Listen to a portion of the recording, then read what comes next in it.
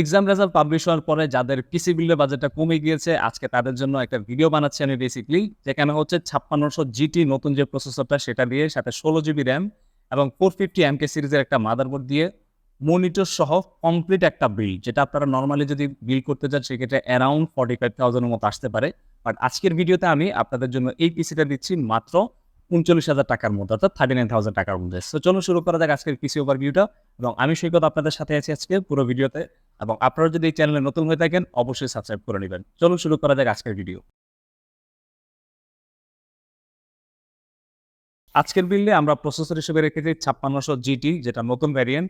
অনেকের মনে হয়তো কোয়েশ্চেন থাকতে পারে 5600 জি এবং 5600 জিটি দুটোর মধ্যে আসলে পার্থক্যটা কোথায়?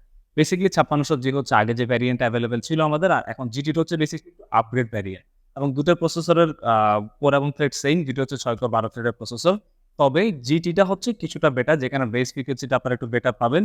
আর পাশাপাশি হচ্ছে সিঙ্গেল করে যখন আপনারা কাজ করবেন, সাধারণত জি থেকে জিটিটা হচ্ছে 5% বেশি এফিশিয়েন্ট। সো আজকের বিল্ডে প্রসেসর হিসেবে আমরা রেখেছি 5600 জি।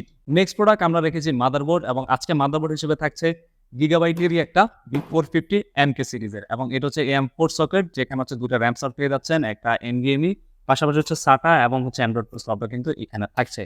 এবং মাদারবোর্ড হিসেবে গিগাবাইট ব্র্যান্ডটা আমার পার্সোনালি খুবই ফেভারিট, ওদের আফটার সেল সার্ভিস এবং প্রোডাক্টের কোয়ালিটি দুটোই খুবই ভালো।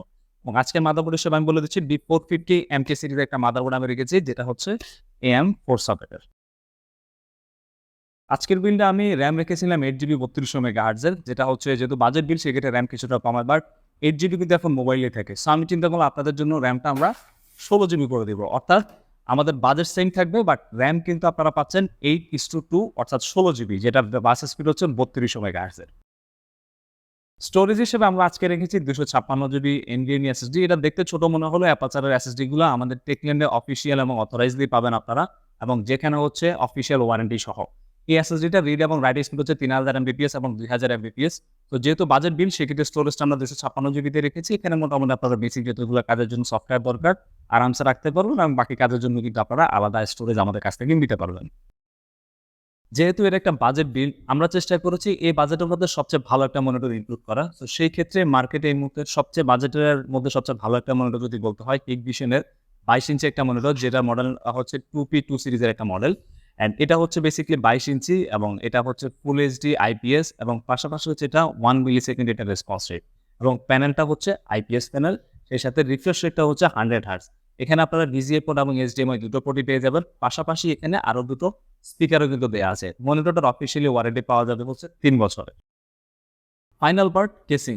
আজকে যে বিলটা, এই বিলটা আমি বেসিক্যালি কেসিং এর উপর একটু বেশি ফোকাস করেছিলাম, যেহেতু Ryzen এর বিল আপনারা সবাই মোটামুটি ভারী কাজ করবেন এটা দিয়ে।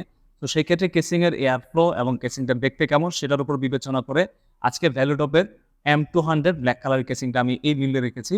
সবচেয়ে বড় বিষয় হলো এই বিল্ডের মধ্যে কেসিংটা আমার কাছে সবচেয়ে বেশি ইম্পর্টেন্ট মনে হচ্ছে এই কারণেই, এখানে 3টা RGB ফ্যান আপনারা পেয়ে যাচ্ছেন, যেটা এখনকার সময় সবাই RGB একটু কম বেশি প্রেফার করেন।